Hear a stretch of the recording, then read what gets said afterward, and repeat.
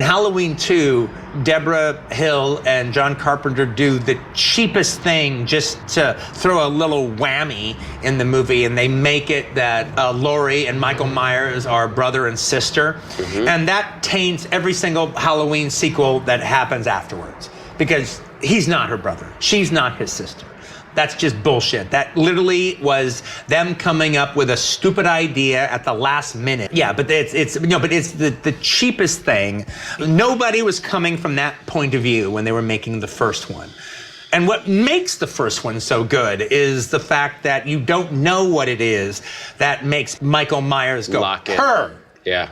It's not a sister thing. Piranha, directed by Joe Dante and written by John Sayles. I only have two problems with the whole movie. One is problem that you have about the way the piranhas get loose in the ocean is not elegant. Into the river, you mean. In the river, in the river. It's not elegant. It doesn't serve our heroine. It does. They could have done better. Oh, hey, what's this? Okay, they could have done better. Hey, what's this wheel? Let's turn it. All right. Woody Allen's Anything Else. That's the Jason Biggs one. But the only, the person I had watched the most, because it's one of the things I'm really anal about, is I have people make references, and it just kills me when I know people don't know what they're talking about. How do you mean? Well, what I mean is, it's like, I'll give it a big example. Okay, it's like... Yeah, you got to. Okay, it's like when you're watching a Woody Allen movie and Juliette Lewis and Jimmy Fallon are sitting there talking, and they're talking about Lena Riefenstahl and Triumph of Will and The White Hill of Pizu Pizu, and they're talking about Gertrude Stein's second lover, and we know they don't know what they're talking about.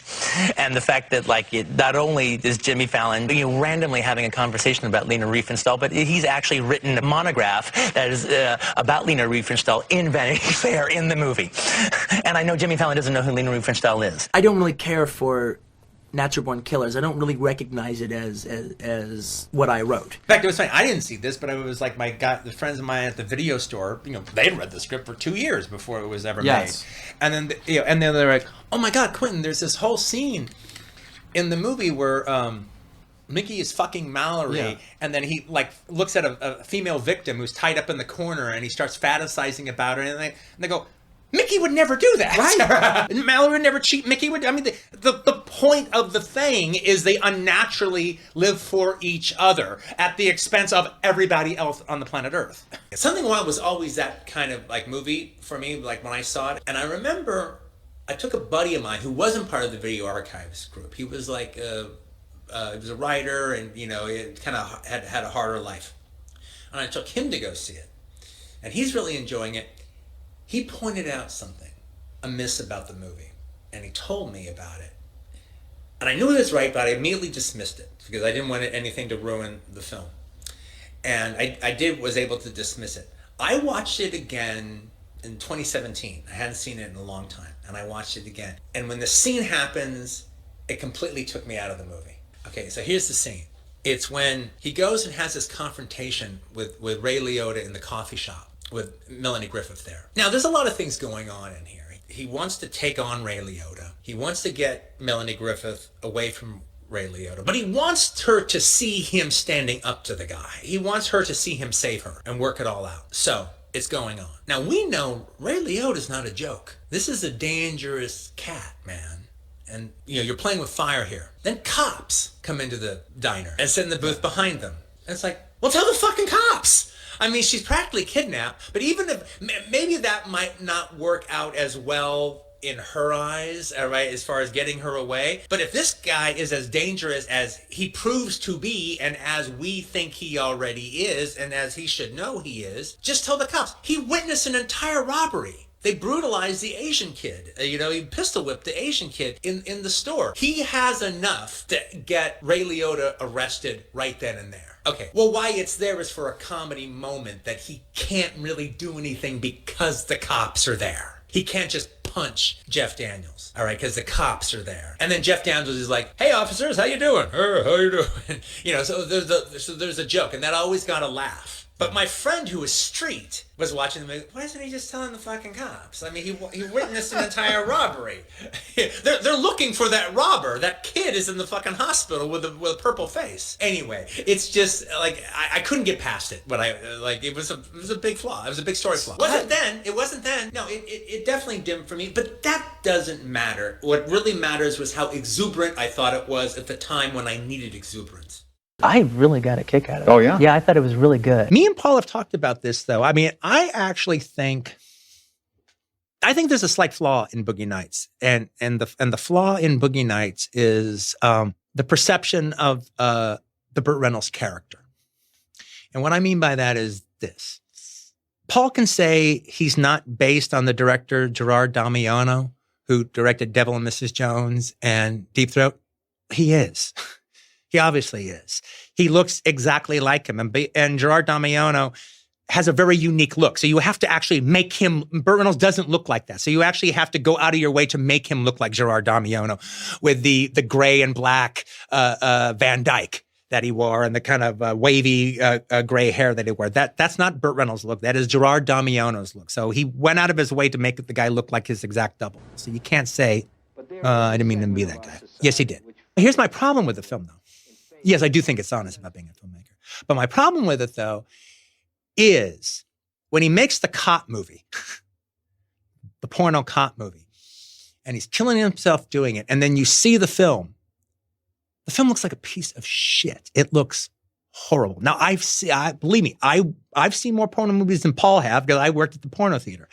All right. And I saw a lot of movies crappy like that. But he has the Burt Reynolds character say, I think, he says it in the full on moving the close up in him. I think this is my greatest work yet. This is the best work we've ever done. I think this is my finest work yet. Gerard Damiano was a better director than that. Gerard Damiano's better footage looked drastically better than that cop crap. Yes, exactly. Gerard Damiano was a good enough filmmaker to know the difference between, oh, wow, this is the best movie I've ever done, and no, this one has a little bit of a story. But we still shot it on 16 millimeter, in crappy daylight with no light, and it looks like what it looks like. Burt Reynolds suggests that he's more of a director than that he would know the difference. Gerard Damiano definitely would know the difference, and he's playing Gerard Damiano. So I think it's a cheap line because that character would know that work is not the best work he could possibly do. Yeah, you can definitely lose perspective, but you don't think some piece of junk that you did is the best work you've ever going to do. The movie is called Delirium. The thing about Delirium that is absolutely positively ridiculous is the entire story you hear about him the night before, because you just see him as a raving lunatic that every woman he sees, he kills. But apparently the night before, he's like vibing with a girl and they're really hitting it off. And like he's partying with her and her roommate, and like, who the fuck is that guy? What? And it never mentions what set him off to such a degree that now he's just a Terminator on kill. Okay, just you using the Silence of the Lambs example. That sequence is magnificent. I will push back on one aspect of it, though. I've seen some movies before. I did not think Jodie Foster was going to die. At that point in the movie, I would have been surprised if it ended with Buffalo Bill killing Jodie Foster. The end. No, I've seen too many movies to think that was actually going to happen. Now, I was caught up in the moment, but I still have a movie brain going on. Are you saying that it would be a better film if the film ended with Buffalo Bill wearing Jodie Foster? No,